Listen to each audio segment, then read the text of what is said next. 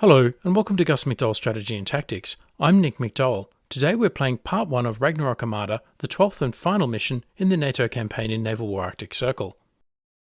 Naval War Arctic Circle is based on a hypothetical Great Arctic War set in 2030 and fought in the North Atlantic, Arctic, Baltic and the North Sea. The NATO campaign covers the Great Arctic War as experienced from the Northern Partnership and NATO alliances. In Ragnarok Armada, we must conduct a counter-invasion of occupied Scandinavia.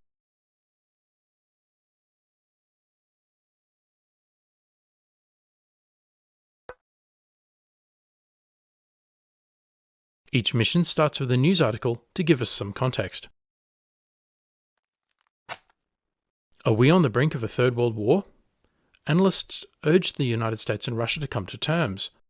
As the Arctic War brings the military forces of the United States and Russia in direct confrontation for the first time, analysts warn of the possibility of nuclear escalation. Until now, the great powers have shown great restraint, according to Dr. Seamus Watson, an independent analyst on global politics and modern warfare, but that could easily change. Please pause the video if you'd like to read the full article, and while you're doing so, don't forget to subscribe to this channel for more great strategy and tactics content.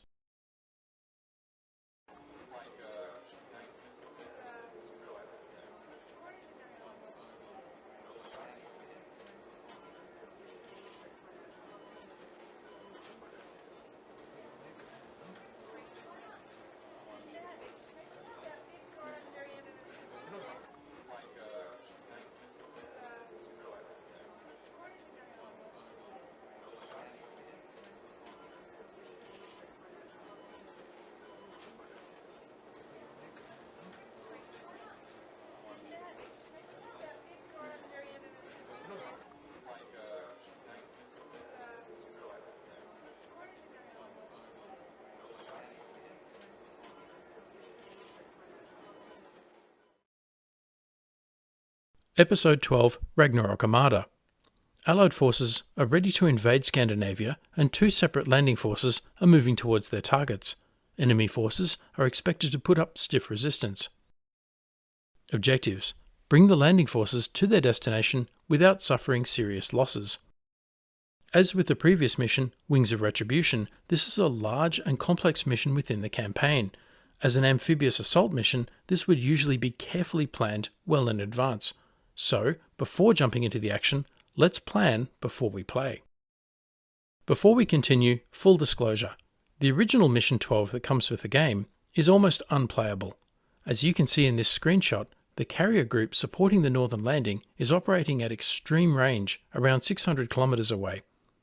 And the submarines are west of Iceland, where they're out of range for their long-range Tomahawk land attack missiles and cannot participate in the battle at all. As such, I suspect that this scenario was designed to be tough, but is actually a no-win scenario. I don't believe in no-win scenarios, so in traditional Kobyashi Maru style, I modified the scenario to make it playable.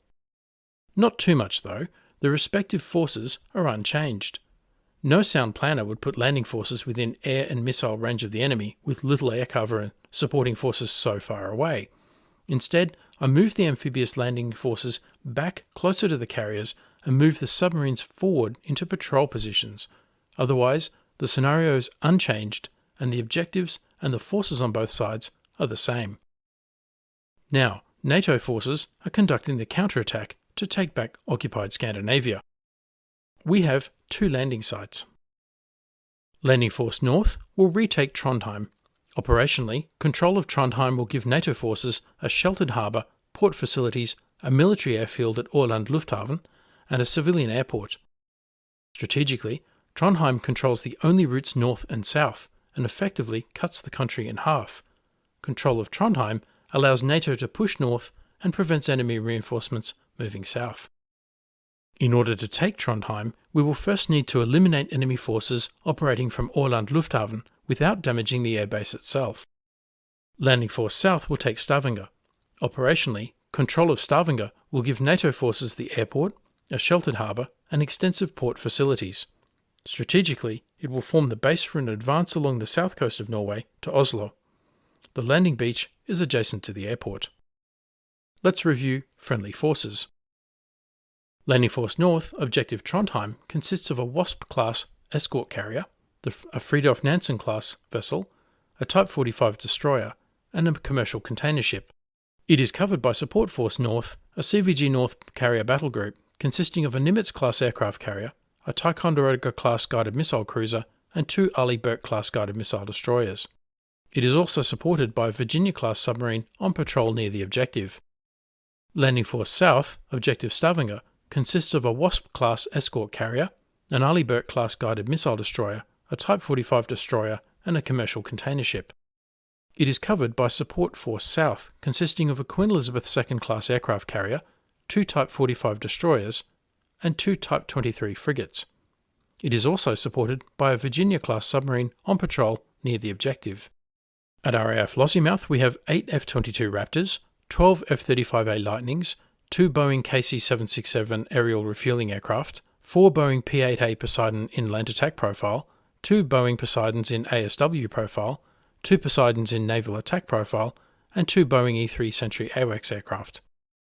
At RAF Lakenheath, we have 2 Poseidons in ASW profile, 2 Poseidons in a land attack profile, 1 Boeing KC-767 aerial refueling aircraft, 4 Eurofighter Typhoons, and 1 Boeing E-3 Sentry AWACS with another AWACS airborne.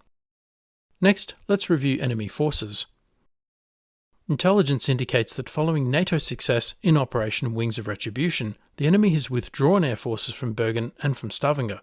Instead, they have concentrated air forces at Åland Lufthaven near Trondheim and Gardermoen Air Base near Oslo. At each airbase, the enemy has between 6 and 8 Sukhoi Su-57 Felon, called T-50 PAK, fighters in the game.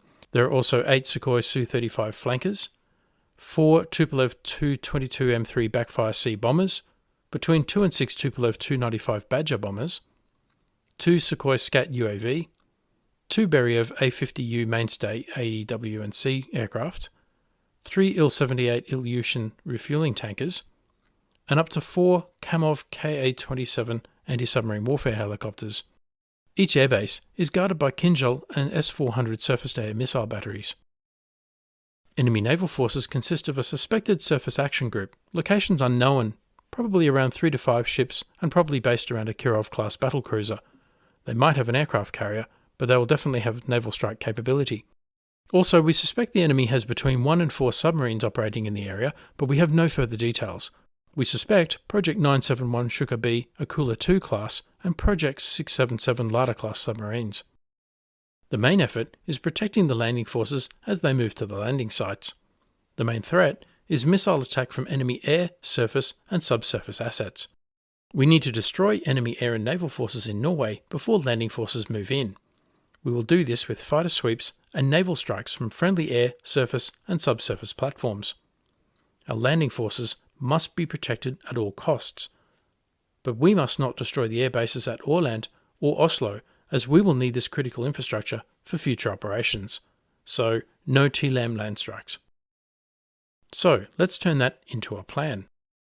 Enemy ground forces occupy Norway. NATO and Northern Partnership forces are planning amphibious assaults to liberate occupied Norway, with landing sites near Trondheim in the north and Stavanger in the south. We have Landing Force North, Covering Force North, Landing Force South, Covering Force South, RAF Lakenheath, and RAF Lossiemouth. The enemy has Åland Main Air Station and Gardermoen Air Base, a possible surface action group, and up to 4 submarines, all of which gives them air defence, naval and land strike capabilities. NATO and Northern Partnership air and naval forces are to achieve air and naval supremacy within 500 kilometres of Trondheim and Stavanger, in order to enable amphibious operations at Landing Zone North and Landing Zone South. This is a 3-phase operation. Phase 1. Defend. Naval forces will conduct local defensive ASW operations with active sonar and towed arrays.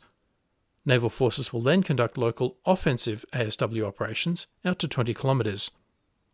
All forces will establish combat air patrols and local air superiority out to 100 kilometres, then launch AWACS. RAF Lossiemouth and RAF Lakenheath will launch Poseidon ASW missions. Phase 2. Destroy.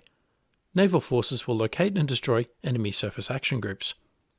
Fighter groups will establish air supremacy within 500 kilometres of Trondheim and Stavanger. and ASW forces will sweep Landing Zone North and Landing Zone South. Phase 3 – Assault. Landing Force North proceeds to Landing Zone North and assaults Trondheim. Landing Force South proceeds to Landing Zone South and assaults Stavanger. The no-fire areas are Åland Main Air Station, Gardermoen Air Base, and any civilian infrastructure or populated areas. There is no TLAM or SAM rearmament available, although air-to-air missiles and air-to-surface missile rearmament is available from the carriers and the air bases. The Poseidon can be retasked to naval strike mission profiles, and tanker aircraft will loiter in racetrack behind the friendly fighter screen. The commanding officer of the Queen Elizabeth II is the commander of the Joint Task Force. All forces are on a common operating picture. Naval Forces radar AIMCON black, but active sonar is permitted, and Air Forces are permitted to use radar. In the next episode, we will execute Operation Ragnarok Armada. As always, thanks for watching. For more Naval War Arctic Circle content, check out the NATO campaign and Jersey blockade playlists on our channel. If you enjoyed this video, don't forget to like, comment, subscribe and donate, and stay tuned for the next episode.